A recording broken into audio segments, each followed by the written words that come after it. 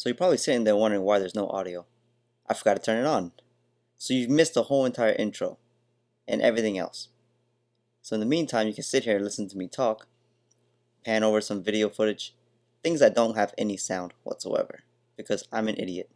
Anyways, we're going to jump right into it. I'm going to show you exactly how to get this thing started.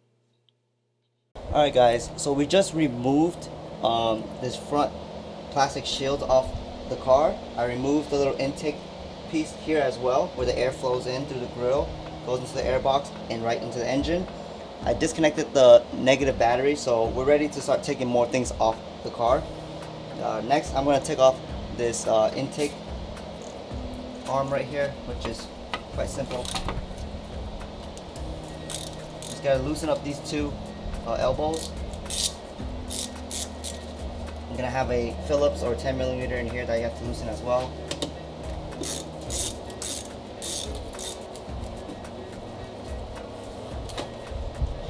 Okay, next thing I want to do is just remove this intake box, the intake wire. We're going to remove this box next. Two 10mm on both sides. Okay, now that it's loosened, you see I literally just lift it up because there's like a little rubber garment inside of it that it sits in. So there is a hose connected on this side down here where the thermostat is, I think. I want to say that's the thermostat, and then connected right here into the radiator that this pipe goes all the way down into. See in there? The actual plastic from the radiator actually snapped into. Oh, look at that, it's fucking gross. That's pretty bad. Okay. See, now it's completely hollowed out.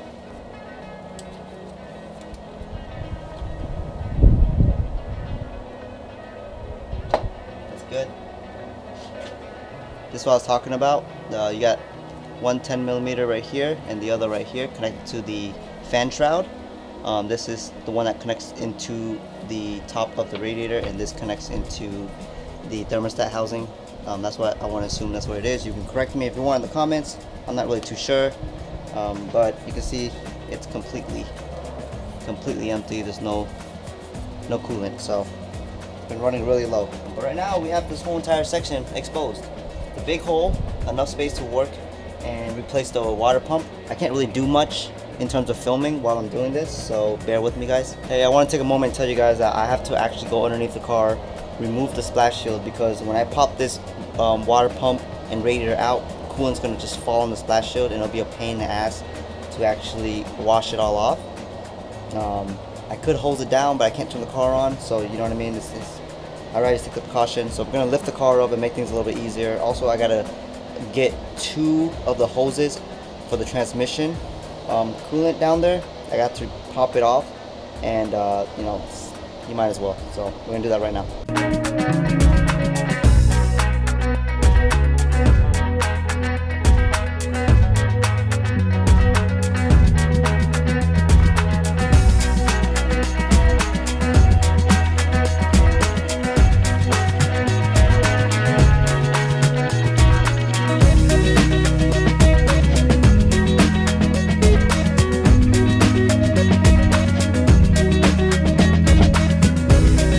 Now that that's done, we're gonna go ahead and start taking more stuff off the car. Most important thing I think I need to do right now is drain the radiator. Alright, so I'm just gonna bring you guys underneath the car before I drain it. As you can see, there's coolant everywhere, okay? So that just kind of shows you what it looks like. Toyota coolant, when it dries, it's pink like this. It's really easy to clean off. You really just gotta drench it with water and it will break down the coolant, and it'll just clean it up very easily. So now what we're gonna do now is drain it. So right here on the radiator is this little plug. I'm gonna go ahead and just loosen that and then drain into this bucket because I don't want to make too much of a mess on my garage floor. I can start loosening that, which is the transmission coolant, rather coolant or fluid that goes through the radiator. There should be two Yeah, there is two. So if we back up a little bit, there's another one right here. So those two go to the transmission. This is the drain plug for the radiator, and this is a radiator hose that goes to the bottom of the engine, whereas the one on top, the top one, this goes to the top of the engine. So we can just look down there. A lot of things we gotta do, but there's plenty of space to start working on it. I also want to show you guys how nasty it looks in here. I don't know what this yellow mildewy thing is. I'm assuming someone mixed it with a different coolant that in turn broke down the radiator and caused it to explode. As you can see right here, that nipple right there goes right into the reservoir and it's corroded really badly. I'll show you a comparison on the new radiator after I pull it out, but that shouldn't look like that, and it shouldn't look this yellow and corroded as well. Yeah, I don't know what this yellow stuff is. It's really disgusting.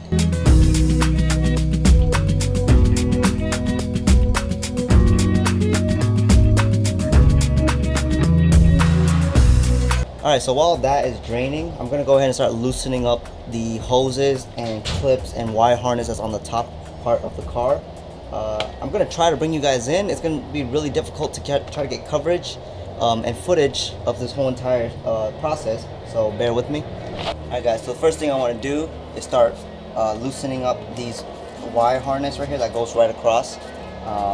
They're all held on by clips, so you should be able to just pry on the clips here and just lift it up.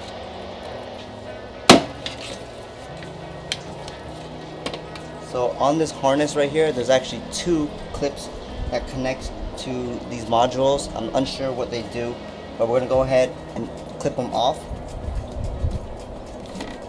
That module stays stuck on the fan shroud, so definitely have to loosen it off. You can see right here, there's two clips that connects to the harness, and there's another clip that connects to the fan. Just unhook them and tuck them away. We're not going to be using this. Just makes it a lot easier for us to work on the car. Alright, next thing I'm going to do is remove the upper hose right here. Next, we're going to remove this hose right here.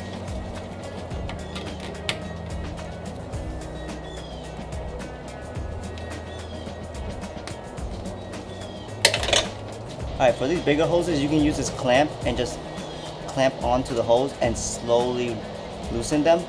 That's a good technique. Just don't squeeze too hard, because then you will cut right through it.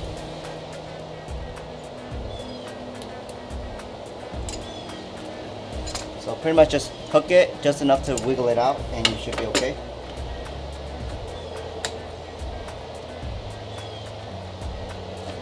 Okay, deep down here, there's another box. There's actually a little plastic arm that's connected to the radiator or the shroud, so we're gonna go ahead and shake that off and pull it back. Okay, looks like this. You just pop this side off the box and pull it back out from the radiator. Very easy. Alright guys, so we're gonna have to remove this T-bar and tilt it forward a little bit, just to give enough space to the radiator to come right out. The radiator is actually just held on by these little rubber garments, so pretty much when this is bolted on in place, it holds the radiator in place. So very easy. It's just 10 millimeter. Start removing. These are going to be tight since it is part of the frame of the car. I still have it bolted underneath the car to the transmission lines and everything like that. So I'm going to go underneath there and take that off first, and we'll come back up here and figure this out after. Alright guys, this is already drained, so I'm just going to go ahead and tighten up that bolt again, or the plug. Gonna have to loosen up these transmission lines. Alright, so before I take them off, I want to look for random bolts like this that are really fat. Reason why is when you disconnect this, you don't want to lose any transmission fluid. You can lose some, but you don't want to lose most of it. So what you want to do is just, after you pry it open, you want to just plug it back into the hose so you don't lose any of the transmission fluid. It's a trick that I learned working at Toyota. It seemed to work pretty well. I'm hoping it picks up on the camera. I can't really see what I'm doing right now. It is a tight spot back here, or under here rather. Same method, grasp it and just rotate it back and forth until it comes loose.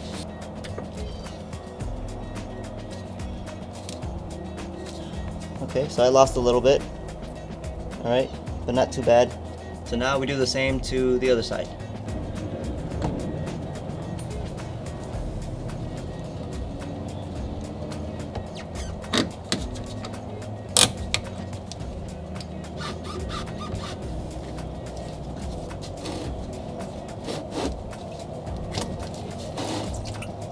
The next thing I gotta do is loosen this up some more. I'm gonna start unbolting some of this. I'm gonna go underneath the car. There's a 10mm right in the middle of this T-bar, and I'm gonna take out that screw because it's gonna make it a lot easier for me to wiggle this around rather than trying to fight it while it's still bolted onto the bottom of the frame. So very easy, just look down all the way and you can access it right underneath the bumper. Alright guys, I figured out the condenser is actually connected to the radiator right here. There's two 10mm on the top and two in the bottom. So the condenser sits in front of the radiator like that and is bolted up by this bracket onto the radiator. So you got to remove those two 10mm in the top and two in the bottom, and it should release the condenser off of the car. Definitely going to be a challenge to get to the bottom one. I would just recommend using an extension and such. So we're going to do that right now. I pretty much just wiggled up the T-bar and I just pushed it aside. Inside the engine is right here, as you can see. I know this car everything's just black and gray. It looks, you can't really tell, but now I have this big open space to go underneath and loosen the bolts for the condenser. So that's what I'm gonna do right now.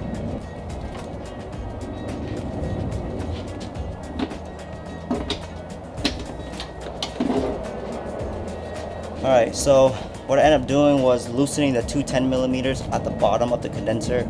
You don't have to take them out, you just have to loosen them, and the condenser just shifts right up and you can push it back a little bit away from the radiator. So now, if I did everything correctly, this thing should be ready to come out.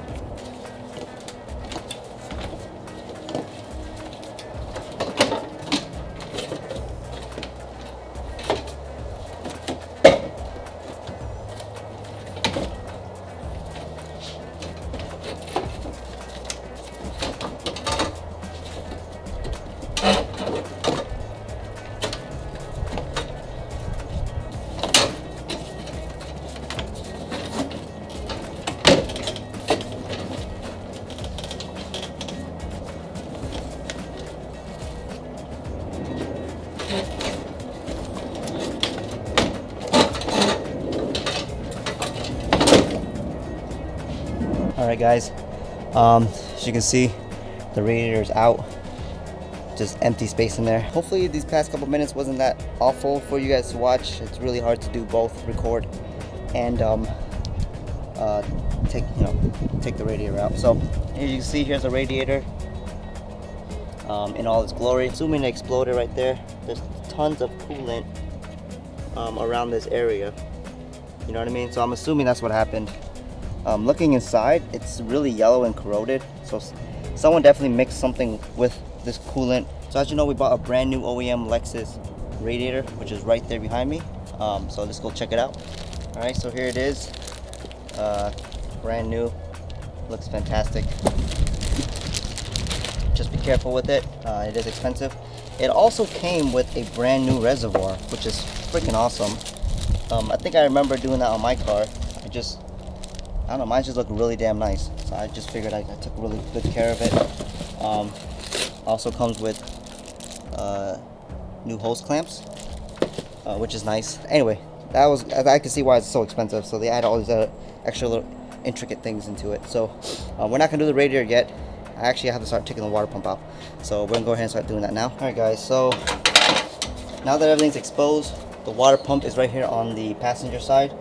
It's actually connected to the thermostat. It's got the water pump and then the hole for where the thermostat goes through. So we're gonna go ahead and loosen this out completely off the car, and then we can get to the water pump.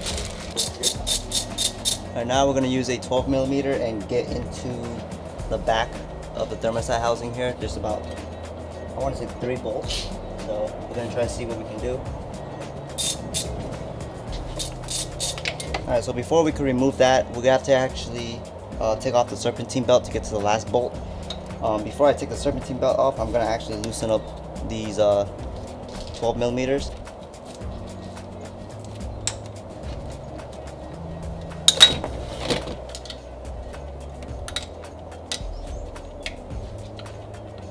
Alright guys, so my battery actually died, so I am being proactive and I started swapping the fan and shroud over. This is the new one.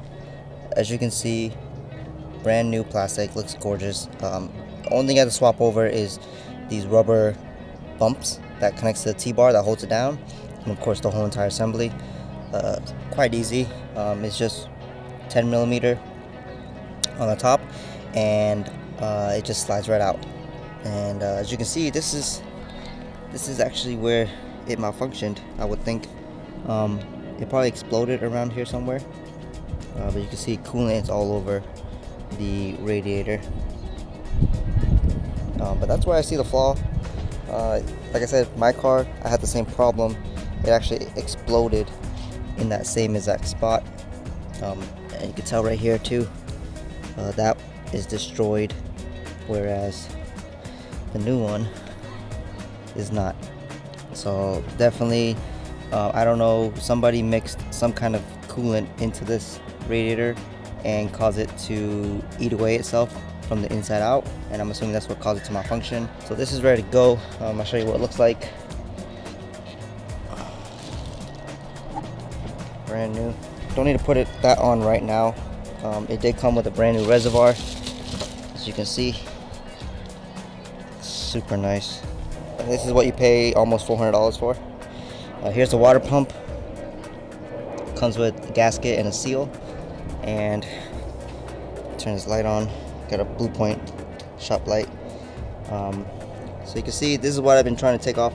I've loosened these already using that technique with the screwdriver. Might not be the best, but it works. And now we have to loosen the tension on the tensioner and get the serpentine belt off. Once I get the serpentine belt off, I can access the last 12 millimeter bolt that's behind this thermostat housing thing right here. I want to assume that's the thermostat housing. I'm not too sure, but I had Hondas and I assume that's where it is. Anyway, yeah, we're gonna put this camera back up and we're gonna start working on it because I'm losing daylight. To loosen the tensioner, all you have to do is literally just do it counterclockwise and pull up. When you pull up, you're able to loosen up the belt. Just remember which way it goes.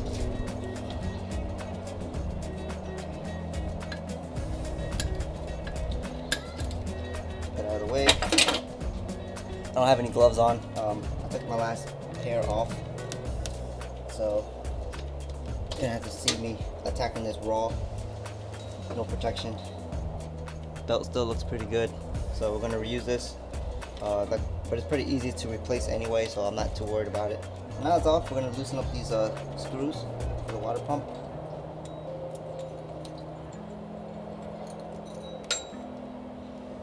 There we go. There's the pulley for the pump and the 4 screws. Next, we're gonna have to loosen the 12 millimeter right here for this thermostat housing.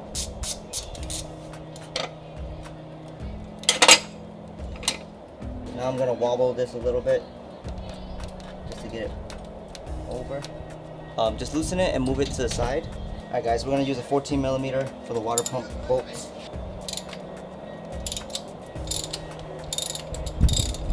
Top 2 is 14 millimeter, and then the rest of them are gonna be a 12 millimeter. So we're gonna switch back to the 3/6. I got 3/8.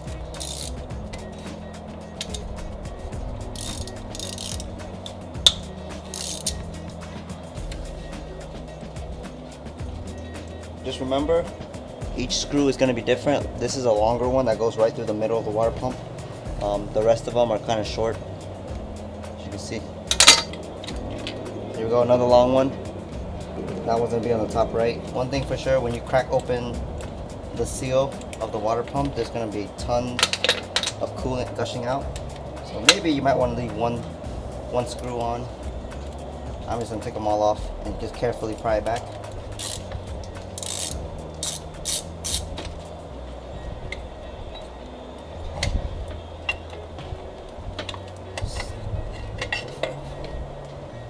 Okay, so here's the old one. Still looks good, to be honest. Like I said, since we're doing the radiator, might as well do the water pump. It's right there. Okay, I have a lint-free paper towel here, so I'm just gonna wipe down the surface a little bit to get anything off of it before you put the new one on. Some people actually take a red, like, Brillo pad and actually scrub down the surface. I don't think I need to, since we're not really using any sealant or anything. It's just a metal washer, but just make sure you clean the surface really well, make sure it's smooth. Here's the brand new one right here. So I'm gonna go ahead and put this on first, and then the water pump. The water pump, the circle part goes to the passenger side of the car, so that way you don't get it confused. It's pretty straightforward, goes in pretty easily. I'm going to put in a screw on both sides just to make sure that we have it correctly aligned. So I'll put the long screw first on the far right side.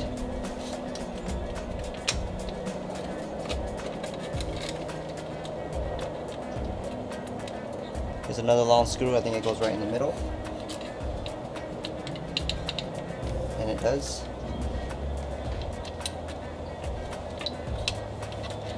Alright guys, so what I'm doing was going a crisscross pattern with the bolts. So if I start in the middle, I go opposite to that area, go to the far right, then go to the far left, and then hit all the rest that I didn't. And you just continue doing that with when you tighten it down. I did do it hand tight. Of course, you can look up the manual and do it with a torque wrench, but I don't have a 3/8 torque wrench, so I did it based off you know, feel and touch. So now I just have to bolt up this piece, and then we can start putting everything back together. So I'm gonna skip through all this. Pretty much you see me take it apart so you can see it, putting it back on, just to save some time off of the video. So I'm gonna put that together real quick and we'll be right back. One more thing, you have to put this O-ring between the thermostat and the water pump, so don't forget to replace that. Alright guys, we're working into the night. It's getting dark. Ran out of space on my camera this time, not the battery. My fault, clearly. I pretty much put everything back together. You know, it's pretty much the reverse order. Just take your time, make sure you don't miss any plugs, any wires, any hoses, bolts, anything like that. Right now I'm filling it up with coolant. You just gotta fill it up into this reservoir and it'll just cycle itself. I'm trying to fill it up as much as I can until I don't see it dipping anymore. Then I'll start the car and start pouring more into it. So it's definitely been a process doing this water pump and radiator.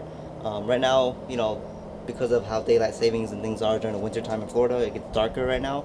But essentially I should have more sunlight to do all this. I got it done relatively fast. I would say 3 hours to do this. In my opinion, it's okay to do it at home. Car's almost ready to get started, so I'm just continue filling it up with the antifreeze, the pink stuff. And once that's done, then we're gonna go ahead and start it up, and hopefully there's gonna be no leak. All right guys, so I poured the coolant into the reservoir. I've used about almost a whole entire gallon. I know once the car gets started, it's gonna flush it through, and I gotta start pouring the rest of them in. I actually have another gallon or a jug that I'm gonna do. My brother's gonna start the car up right now. I'm just gonna test for any leaks with my flashlight. And also I'm gonna go underneath the car to make sure nothing drips underneath as well. So I'm gonna get everything ready and then we're gonna start the car up. That's normal. Start? Yeah, start again.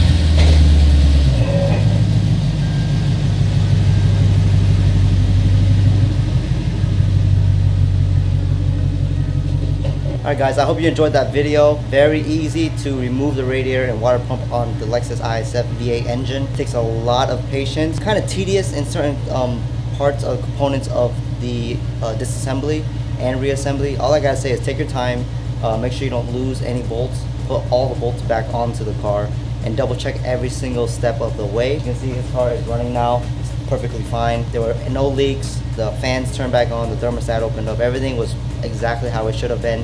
So this was a very successful install. $200 later, I got his car back up and running. Parts alone were about $400 some, but you know, it's the best way to take care and maintain the car for as long as you possibly can by using quality OEM parts. There wasn't many do-it-yourself videos of this process online or even, you know, write-up. Figured I'd just visually try to show you guys how to do it. I didn't really have a camera crew. I kind of did this myself, so I'm sorry if I couldn't get all the angles and all my points across. But if you follow the steps, rewatch the videos, it's pretty straightforward. Or if you're watching the video while doing the water pump at the same time, it's a lot easier to follow. But anyway, I hope you enjoyed this video. I hope to make more videos, so stay tuned, be subscribed, put on that bell for notifications for future videos, and I'll see you soon. Peace.